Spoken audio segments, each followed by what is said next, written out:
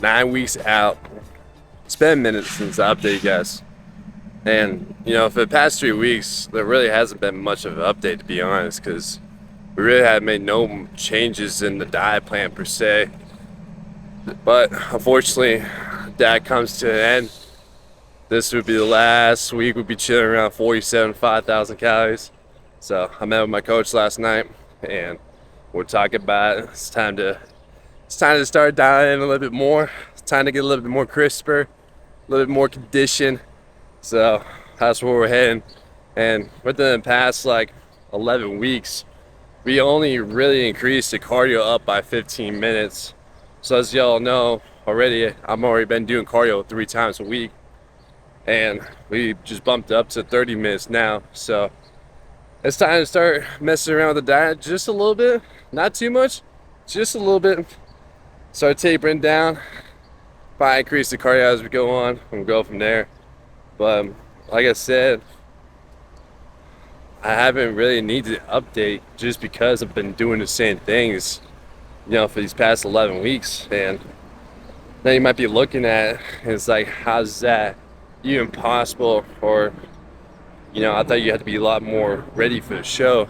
It's like, yes, you do, but there's a reason and there's an importance for you to be looking ready, right? And I spent so much time within these years to get myself up to this position, get myself up to eating 5,000 calories, being 9 weeks out, right? Making sure I'm in condition, I'm in shape, right? Chilling at 242, able to maintain this weight without gaining. Also, too, with my body responding the way I need to, putting on some lean tissue while also decreasing the body fat just a little bit by just increasing the cardio.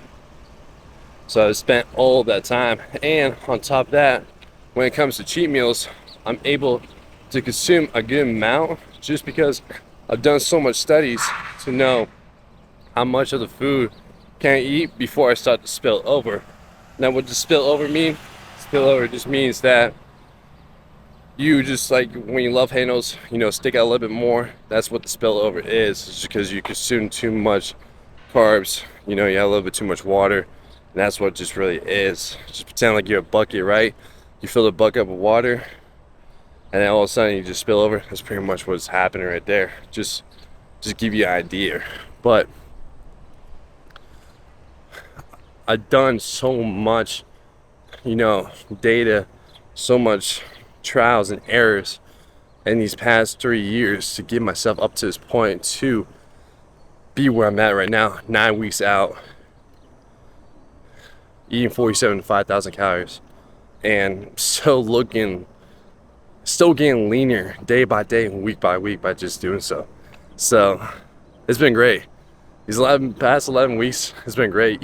I even shocked myself too, because I be reverting back to what I've done in the past of these past 2 shows, and every time I come in and meet with my coach and he tells me now there's nothing that need to be changed, I even shock myself too, just because this is a whole different ballgame for me too. This is a whole new experience for me entering this show, and to really see, it's like, damn, all that work I did in the beginning is paying off. So in the back end, I'm more coasting to the point where it's like, I'm not doing the extremes. I'm not doing excess amount of cardio. I'm not restricting my food intake. I'm just kind of coasting. And it's great to see that the work is paying off. And I'm just super excited to see what this cut is going to do. And along with that, we just got a massive update where I was talking with the promoter for the show that I'm doing, and I was looking through the website. I couldn't find the weight cap to check in. So I called her, and that was my biggest question. And she was saying, there's no weight cap, there's only height division. So when she said there was no weight cap, I was like, ooh, that just changes the ball game. Just because now I don't have to really focus on number now to make a certain weight. I just have to bring in the best package I can bring for myself. And so what does this mean? Well, this doesn't mean that you take the foot off the gas pedal. This means you full throttle it more, But just now, you start to play the game a little bit different. Try and get yourself more crisper, a little bit more condition, just more, you know, coming in with the best package leading up to that show. Now, it's like, because before, I had to hit around about 220, 225 in that range to make weight. This time, I don't have to. So, I can honestly get down to maybe about 230, around that range, and really just, you know, step on stage at the weight, and maybe step on stage at 235, we carb load up. So it's kind of like a foresight of thinking about it. But from before I started my bulk back in August, I looked back at old pictures when I was at 230, and I would say I was pretty diced up back in August. So I was like, honestly, that probably could be the new weight for me, being at 230. But now I'll just be a lot more bigger than I was back in August. So be almost like a full year of comparison. It'd be interesting to see when that time happens. But that's a massive update. I'm excited for it. I can't wait. Like I said, 230 is gonna be a scary look. This is gonna be exciting. But like I said, the foot is still being pressed on the gas. Just this time, we're not focused on the scale. We're focused on the body composition. So yeah, all great stuff. I say, keep doing things. Great things come. You just gotta be patient. At the end of the day, you gotta know what you need to do. To know you got the actions, the inputs that you gotta do to get yourself to the outcome. And only worry about yourself. Don't give a fuck what other people are thinking, saying, doing. Focus on yourself, and great things will come. So that's a little spiel for this morning. Gonna finish up this 20-minute walk. Enjoy this beautiful morning. It's gonna be a hot one today. And today's cheat meal is gonna be sushi again. So we've been looking at the pictures, and sushi's been the breadwinner, not the breadwinner, been the winner of just the cheat meal to load up. So we're thinking about using that for when it comes to showtime, of using sushi as a cheat meal. So that's gonna be tonight, because we like the response it's having on our body. And you know, let's see how the next 66 pieces feels with our body. So that's the move tonight. And finish up this walk, get back, do a little bit of work, and then I'll have my meal too, a workout, a post-workout, and then we'll go get some sushi. So other than that, I'll see you guys at the workout.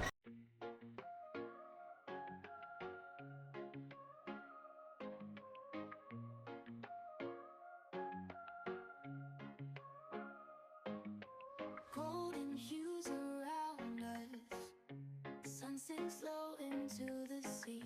Feel the breeze is so free now. Close your eyes, come with me.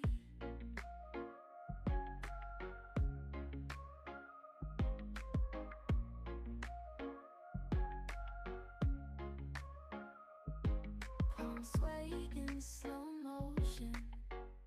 Stars are dancing in the sky. We ride waves of emotion, just you and I. Oh my, hold me close, don't let go. In this slow paradise flow, every beat pure and slow. Sunset dreams, you and I know.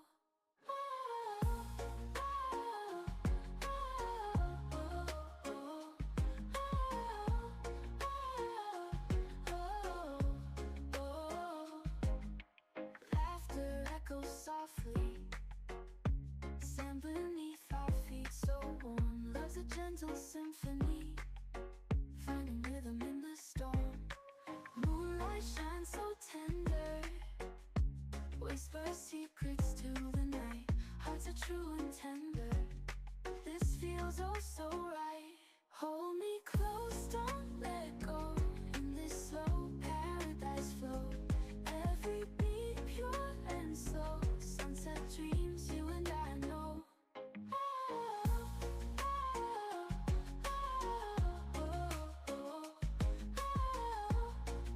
We're currently at 6,000 steps, so we're doing a 20-minute walk, get close to 10,000. We're about a few hours short of the cheat meal. Just got back from the gym. That was a solid leg session, I must say. RDLs, they're going great. 440 for the last 2 sets of 5. Can't not complain about that. I love it. I don't know how, but I've just always been so strong on like hinge movements. When it just comes to squat, that's my like weakest link, I would say. When it comes to movement, I'm so much more stronger on the hinge movement as opposed to squats. But needless to say, I enjoy RDLs. I feel like that movement itself has built up my hamstrings so much, and learning how to really like move through that motion, but really engage in my hamstrings so much more. And as opposed to, of course, like when I was in football, just really just moving through the weight and stuff. So it's definitely has helped improve and gain some size in my hamstrings, along with all the other exercises that I had throughout the rest of the workout. But also, I love using my leg day to fuel myself for my cheat meal, because my leg day always performs the highest output of energy supply. So I'm definitely using legs. I can use it for fuel myself a little bit more for my cheat meals, to have a little bit more and endure a little bit more than if I were to do shoulders, because to me, I really don't feel like I burn that much using shoulders.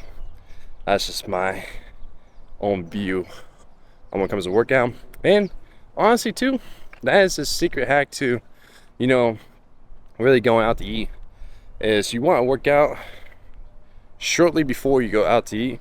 And why is that? Well, it's like, one, you're already depleting the system of the food from going into your workout, but also too, you increase the hunger response, just because now you pretty much used up a lot of the energy supply for that workout. So what does the body need? It just needs more to fuel from the workout, right? So when you really have a cheat meal and really don't want to have a negative impact the next day or following 2 days afterwards, I'll always advise doing right after your workout, because it can absorb it a lot quicker, as opposed to you just absorb it on a day where you're not very active, right? You're not getting your steps in like I'm doing. You're not working out, especially a major muscle group like a back or a leg day, and so on and so forth. So I advise, if you really want to utilize and optimize going out but not have the negative consequences, try that out for a month, see how it goes. Just go from there, see how you like it. If you don't like it, then just go back to what you're doing. All right, that's all I really say on that one. But I'm excited for this cheat meal. I'm excited to really endow some sushi. It's been a few weeks now. It's crazy. This whole year I've just been on a kick lately, and honestly too, like I said earlier, I just have a great response. So I'm gonna try to attempt to eat another 66 pieces, a little bit some appetizers along with that, and we'll go from there. So I'm just gonna kind of finish up this walk. It's a beautiful day out here. Getting some rays, getting some vitamin D. Come back, clean the apartment a little bit, and then put on a good fit for it, and then let's go enjoy some food. I'll catch y'all at the sushi spot. The morning after cheat meal. So, the morning after sushi. As you can see up on my table, me and my boy, we ordered a shit ton of sushi. And if you live in Houston, it's a spot called Little Sakana. I recommend you go up there because they got very great sushi, very tasteful, well designed, great vibes too. So, if you live in Houston, Little Sakana is a spot that I go to for my sushi night. Had 66 pieces, plus I'll say about 7 to 10 appetizers along with it. And yeah, that was the night right there. And then, of course, woke up this morning. Woke up at 246.6, so we gained about 3.3 pounds. Fortunately, like this whole week going into it, kind of goofed up with my diet in terms of just having green beans like 4 consecutive days in a row. My stomach just didn't really respond well to it. So going into the cheat meal wasn't as up to par as I would have loved to, but that's the point when you try something new or just try to add something that you're just not familiar with. and kind of backfires on you a little bit. So it's nothing to worry. But you know, like I said, 3 pounds is like the first time I gained that much after a cheat meal, so I ain't really tripping. And as you can see through the progress photos right here, the day after the cheat meal, you know, we're a lot more fuller than we were yesterday. So response is great. Can't complain about that. So we had a good time last night, feasting on sushi. So now we're in the morning, finishing up this 20-minute walk fasting. About to get some breakfast. Got some soccer going on. Then a few hours after that, we'll have a flag football game. And then we're gonna see the Michael Jackson movie. I'm excited for that. See if it's like almost like similar to like Bohemian Rhapsody. I'm sure it will be. But other than that, excited to see that. But yeah, we're 9 weeks out. Like I said, I haven't got the update changes just yet from my coach.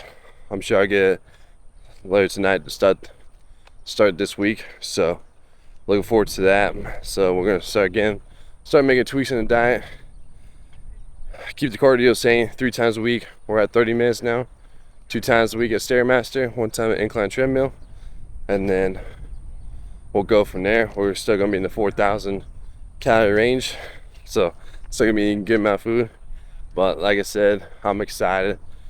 I'm excited because I'm excited to see how shredded I'm gonna get, how conditioned, how crisp my body's gonna look these upcoming 9 weeks. And at the end, if you know exactly what you need to do, if you know what your plan is laid out to be, and you know how to tackle it week to week and day to day, that's all you can really ask for yourself. Ask for yourself, did you do this to the full extent?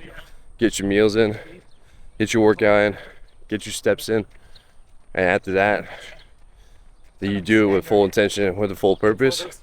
Ask yourself that every day afterwards, and then at the end, are you moving closer to your goal or are you moving away from your goal? And then you keep repeating that process, rinse and repeat, until you get to that destination you're content with. But like I said, you're never content until one day you have everything all set down.